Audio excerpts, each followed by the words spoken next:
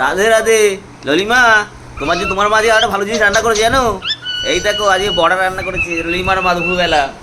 ললিমা দেখছো রাধে রাধে বন্ধুরা, দেখছো ললিমা কি সুন্দর কথা বলে। এই দেখো আজকে দুপুরে খাবারে কি আছে, এই যে বাঁধাকপির পাকোড়া, আর এখানে ঘি আর শুকনো লঙ্কা দিয়ে আলুর চোখা করা, আর এইটা দেখো এইটা কিসের ডাল? স্পেশাল জিনিস, এটা চালটা দিয়ে মটরের ডাল করা হয়েছে পাতলা করে, শুকনো লঙ্কা সর্ষে ফোড়ন দিয়ে, আর গরম গরম ভাত।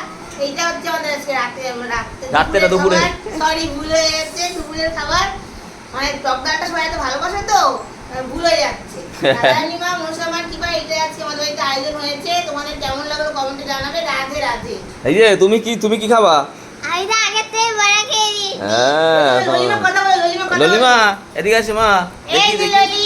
আমার ললিমা খুব মজা আছে, ঘোরাঘুরি করছে। ললিমা বলো রাধে রাধে, বলো রাধে রাধে।